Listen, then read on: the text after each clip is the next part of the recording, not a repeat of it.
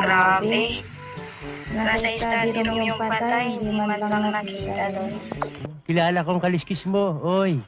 Nasa living room ako nagre-restore ng picture. Ako nandun na sa may power room. Iniikot ko yung doon, yung ikot. Nasa arcade ako eh. Study room? Baka informant yung napatay mo number 4. Kasi ang lalayo na namin eh. Tapos si number 3 kasama ko pa yan, nasa likod. Kung nasa power room si Jazz, tapos si 7, nasa picture, depende. Living room, malapit din sa eh. Pero baka self-report yan kasi may informant tayo. Tama! Tama!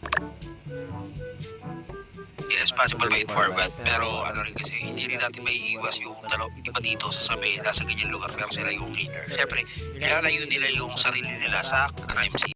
Wow naman! Wow!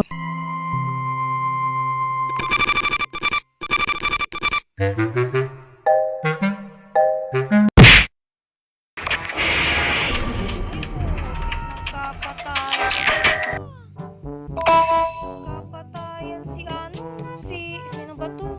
Si Palos tapos si Ray. Ano ba yan?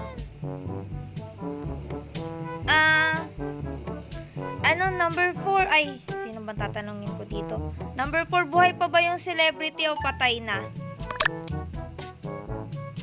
Siguro yan, Sheriff K.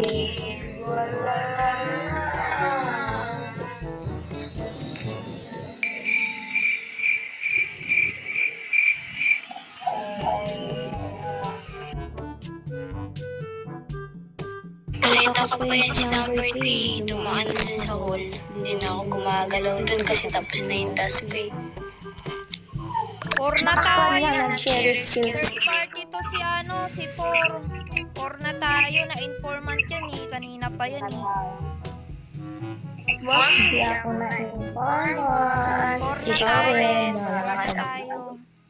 Double kill yung yung Ray at saka yung Por na, tinanong kita kung ba celebrity o patay na eh. Hindi ka makasagot.